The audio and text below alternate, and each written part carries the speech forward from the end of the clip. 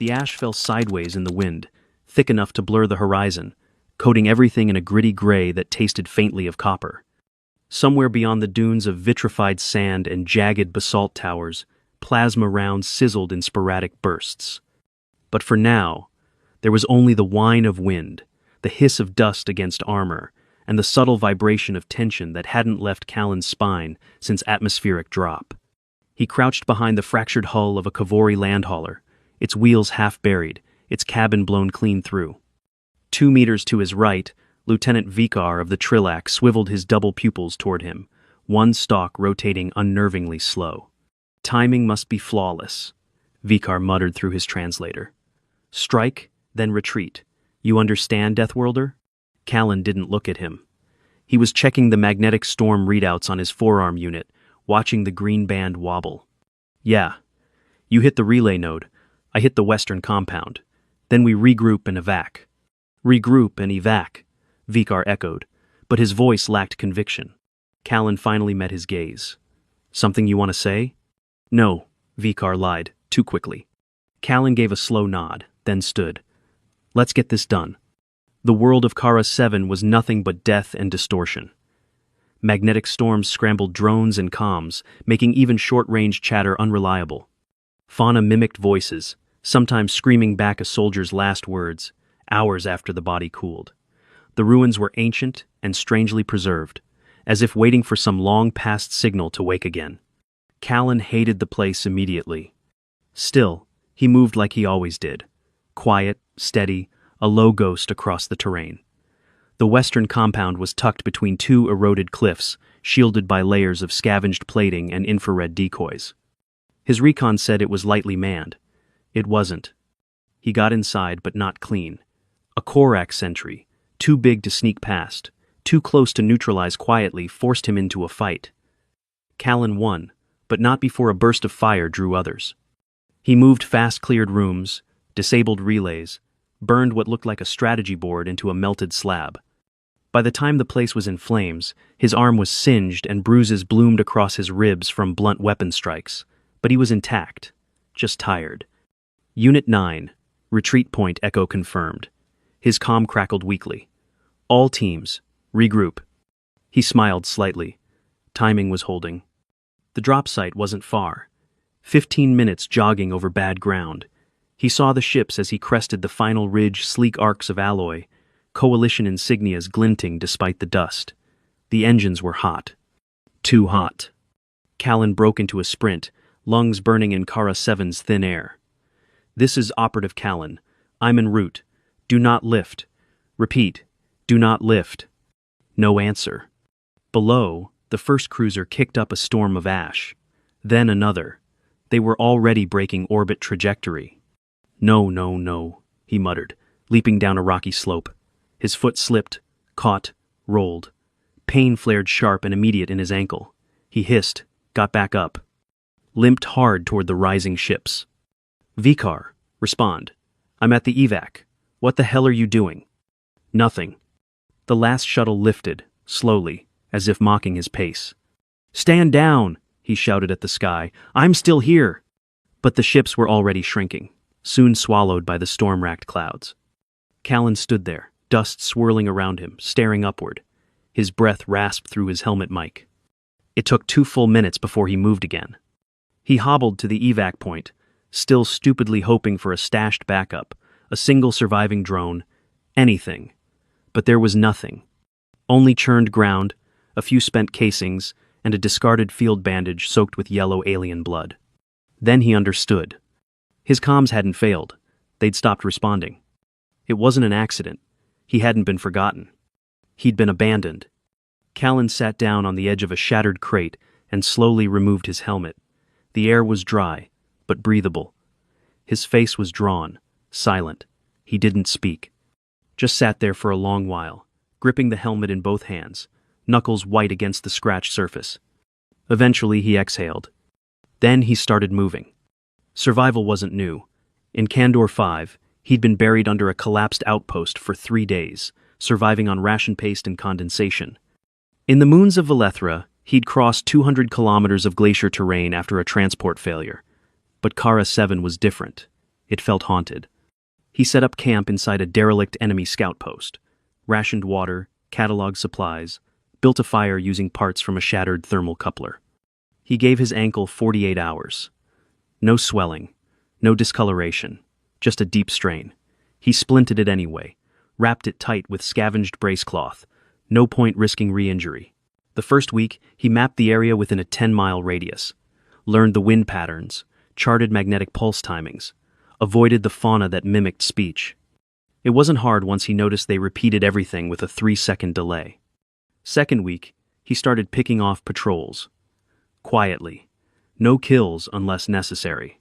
He interrogated one, used a simple painkiller, mixed with a mild paralytic to keep it still. Got maps, passwords, schedules. The coalition hadn't just retreated. They'd sealed him off. Every signal buoy had been remotely detonated, every fallback cache scrubbed. His records were marked Kia. And worst of all, the summit back on Thalos Prime was scheduled in 2 weeks, celebrating the victory over the warband, with high honors listed for all fallen coalition heroes, including one operative, Callan Davis. He stared at the decrypted file for a long time, then closed it. He didn't shout, didn't throw anything. He just got to work. It started with false reports seeded through tapped comms. Enemy patrols were rerouted into ambushes that didn't happen. Food stores began vanishing. Officers started disappearing during midnight shifts, their weapons left behind, their bodies never recovered. A single symbol began appearing on their systems, a small Earth flag with the phrase, "Remember Me," underneath in galactic standard. The warband panicked. They assumed a new operative had been dropped. They redoubled internal security, pulling troops from the front to reinforce command. Exactly what Callan needed. He moved through tunnels, ruins, sometimes through the ancient sewage lines beneath the shattered cities. Scavenged an enemy medical kit, ran a full check on his vitals, treated a skin infection early before it spread, never took risks. It wasn't about revenge. It was about the mission. He would end the war properly. On Earth's terms. The third week began with thunder, not the kind born of clouds, but the low, grinding tremor of tectonic tension. Kara 7 didn't just have weather. It had moods. Callan knew when the magnetic storms were coming because the ground gave warning. His teeth buzzed hours before the air ionized, and his HUD shorted out in rapid flashes of static. He stowed all electronics in a scavenged Faraday pouch and rode it out in a crevice under the collapsed temple ruins northeast of the warband's central territory. For 22 hours, the world screamed above him. The sky turned crimson, ash fell sideways, and lightning carved holes in the basalt pillars like surgical incisions. The coalition had never lasted more than 48 hours at a time on the surface. Callan was on day 23.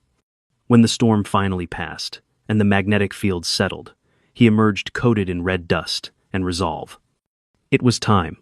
The Central Command compound wasn't just a military site, it was a religious sanctuary for the warband. He'd learned that much from the panicked interrogation of a high-ranking quartermaster he'd caught trying to flee south. The Supreme Car of the warband, a brutal tactician named Vorveth Marn, resided there permanently, surrounded by elite guards and protected by a triple perimeter defense. It wasn't designed to repel one man, but it would try. Callan spent the next 2 days slowly encircling the compound. He avoided the main roads, charted the patrol frequencies, timed the perimeter alarms. He found a blind spot 27 seconds of sensor lag between the inner wall and the East Gate's maintenance route, accessible only through a dried-out sewer vein barely wider than a crawlspace. But he needed gear, weapons, diversion tools. He returned to one of his hidden caches and assembled what he needed: a plasma knife, 2 smoke canisters, a stolen ID badge from a Korak soldier, and a broken comms beacon rigged to emit a localized heat signature. No guns, too loud. This wasn't an assault, it was a message. The infiltration began under a false dawn, when the ash filtered the sunlight into soft orange hues. The warband mistook it for safety. Callan crawled through the sewer vein like a snake, slow and silent. The ankle he'd twisted days ago twinged again. He stopped, adjusted the wrap, pressed his boot tighter. Then he moved on. No whining, no detours. The East Gate corridor was empty, save for one board guard leaning against a support strut, Callan waited until the patrol passed, then activated the heat beacon and tossed it across the yard. As expected, the guard wandered toward the phantom signal, rifle low, curious. By the time he realized it wasn't a person, Callan was already past him. Inside, the inner sanctum smelled of incense and scorched metal. He passed murals etched in alien script, symbols of conquest and sacrifice. Statues of the Supreme Car loomed in every hall arms wide, draped in ceremonial armor. He reached the command chamber without incident, thanks to his stolen badge. It fooled the auto-locks. It didn't fool the guards. The room had two standard infantry and one cloaked in gold-trimmed armor, the elite. Callan didn't hesitate. He slid forward, kicked the closest soldier's knee sideways, bone snapped. As the elite turned, Callan drove the plasma knife into the soft joint of his neck plating. The third soldier fumbled for a comm switch, but a thrown blade pinned his hand to the wall. None of them screamed. No time. He locked the door behind him. The Supreme Car was there, taller than reports said, plated in segmented armor that shimmered faintly with energy shielding. His expression was unreadable. He didn't reach for a weapon. "So," the alien growled in a voice like gravel, "you are the one who walks in storms." Callan didn't answer.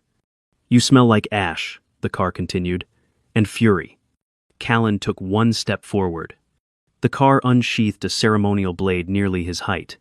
"Then let us write a new scripture." The fight wasn't clean. The car fought like a monster, every swing capable of splitting bone. Callan stayed close, inside the arc, always moving. He took a gash across his ribs, a deep one. His breath hitched, but he didn't falter. Blood soaked his shirt, dark and sticky. He pressed forward. One slip would have ended it. But he didn't slip. He rolled under a final blow, came up behind the car, and plunged the plasma knife between the plates at the base of the skull. The car shuddered once, then went still. Callan dropped to one knee. His side throbbed violently. He pressed a sealant patch over the wound, knowing it was only temporary. He'd need sutures, maybe even internal stitching. But that would have to wait.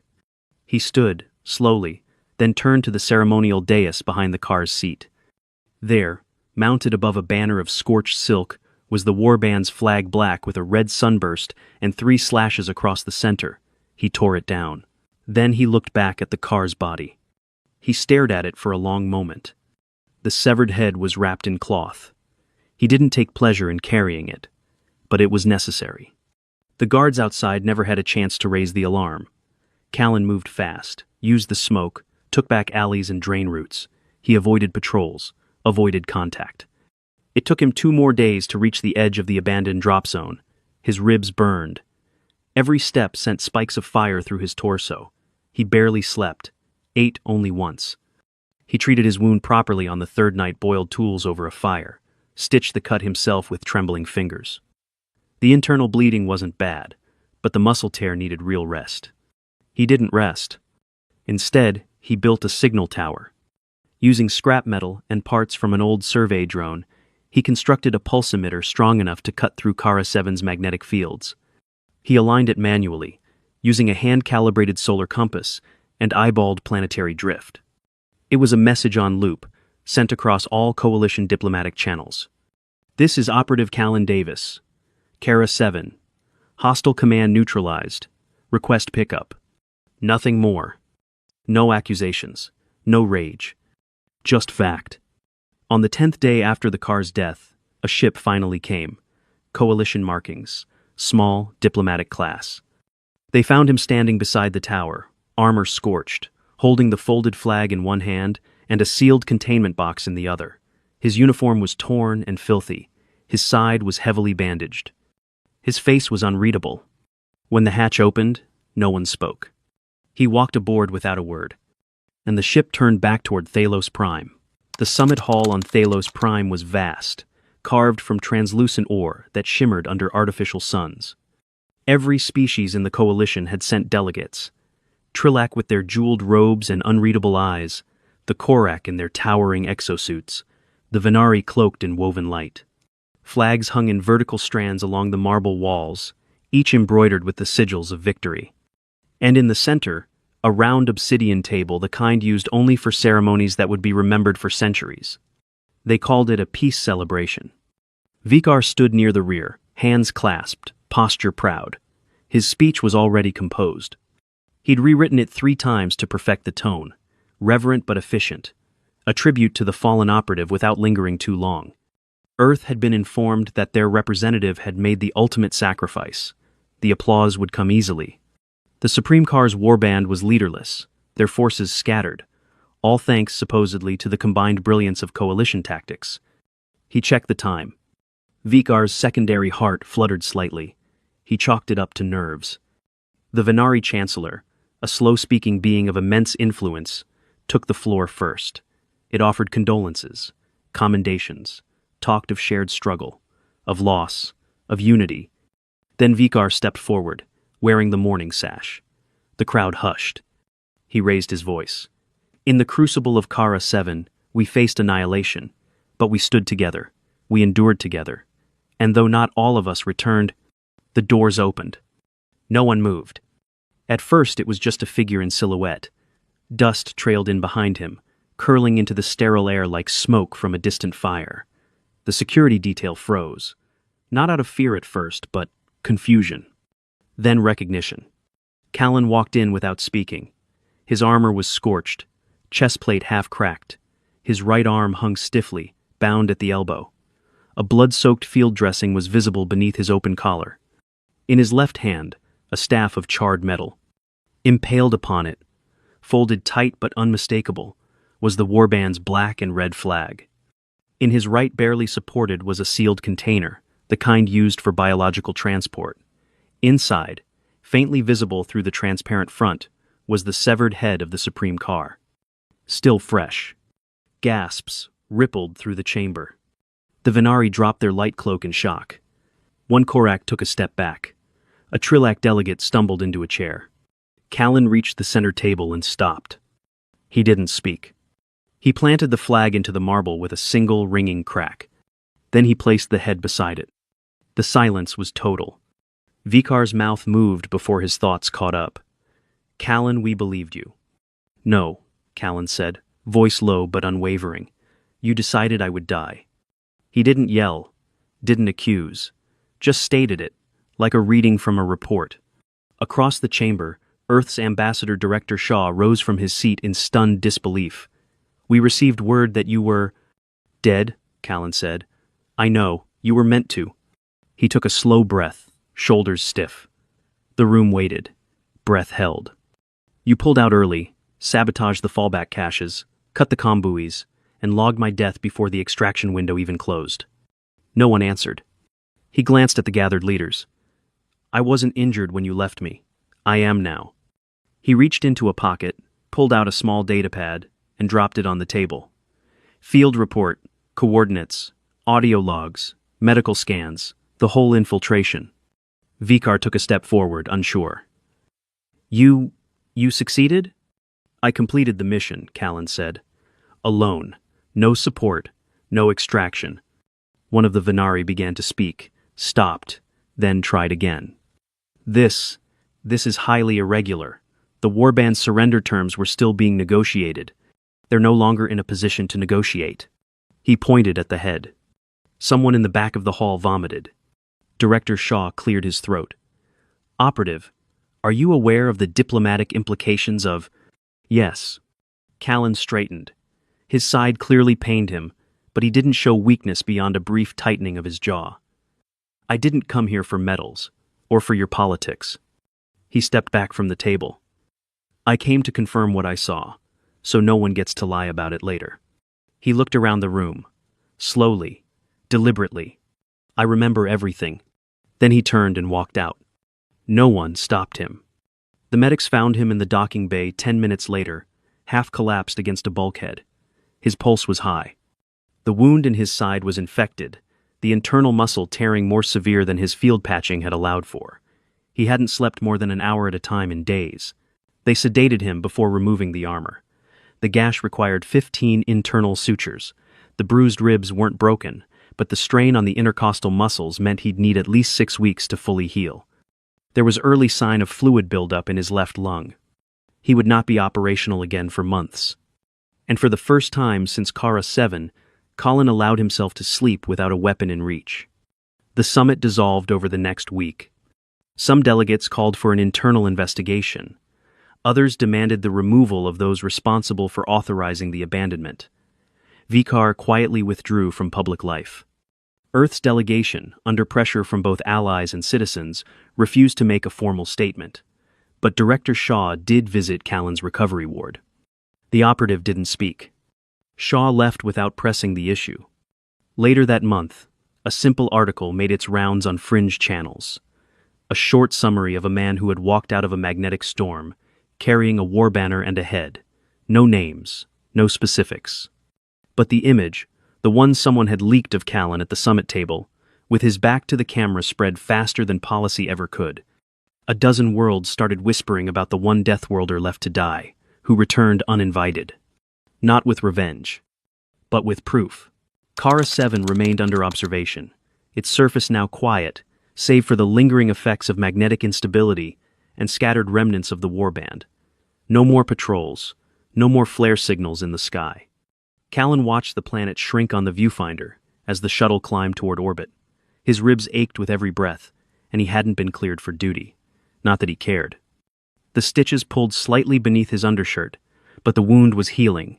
Slow, properly. The medics had told him 6 weeks minimum for light recon work, 3 months before any full deployments. That suited him just fine. He wasn't planning on deploying again. Not yet. Back on Earth, there was no parade. The people who needed to know, knew. Those who didn't kept their distance. Callan spent his first week out of medbay in a small lakeside facility, operated by Earth's diplomatic corps, far from any capital or military installation. No cameras, no public briefings, no talk shows. Just silence. And that suited him even better. He didn't answer the messages that trickled in, not the formal commendation letters, not the discreet inquiries from intelligence agencies looking to debrief him, not even the direct, carefully phrased offer from the coalition to clarify procedural inconsistencies related to the mission. He spent his days walking the trails along the lake, using a cane, not because he couldn't walk without it, but because the body needed time, and for once, he gave it what it needed. His gait was uneven, breath still short, but no longer sharp. Healing, not hurting. Some nights, he didn't sleep. But they were fewer now. He spoke once, briefly, to a doctor who'd served 2 tours on Thalassa, a Deathworlder like him. The man didn't ask about Kara 7. He just brought coffee and sat nearby. They didn't need to talk.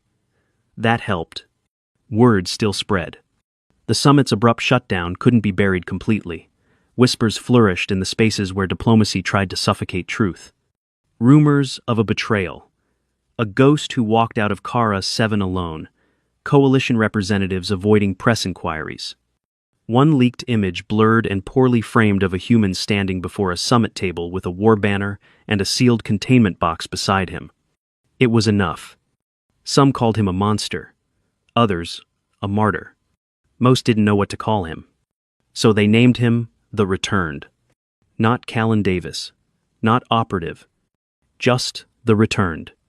2 months later, a delegation arrived at the lakeside compound, unannounced. 3 individuals, one Trillic, one Korak, and a Terran diplomat he didn't recognize. Not military, not intel, not diplomats on a leash. They introduced themselves by first names only. "We're not here to speak on behalf of anyone," said the Trillic, bowing her forearms slightly. "Just ourselves." He said nothing, sitting beneath a tree. The Korak stepped forward. His voice had the grating edge of a translator, but his posture was low, unthreatening. There are some who still believe in what the coalition could be. "I don't care what you believe," Callan said quietly. "We didn't come to argue," said the human woman. "We came to tell you that we remember, and we're not the only ones." Callan didn't look up. "You don't get to remember what you didn't live." She hesitated, then placed something at his feet, a datapad. "Then read it," she said, "if you ever want to." They left without further words. He didn't touch the datapad for 3 days. When he finally opened it, he found personal statements from a dozen different worlds. Trilak, Korak, Venari, even lesser-known fringe colonies, soldiers, scouts, operatives, people who'd seen things swept under the rug and buried for the sake of unity. They believed his report. Some had known about similar disappearances. Others had friends who'd been declared Kia without proper search. One Venari agent had survived a covert purge, only to be written out of records for political convenience. They remembered him, not because he asked, but because someone had to. 3 more weeks passed before Earth Command summoned him in person. He went reluctantly, wearing a civilian coat and walking with only a slight limp. The meeting room was Spartan. No flags, no medals. Director Shaw was already there. "You don't have to talk," Shaw said after a moment. "I just wanted you to hear this from me." Callan waited. The coalition quietly concluded their review. No fault admitted.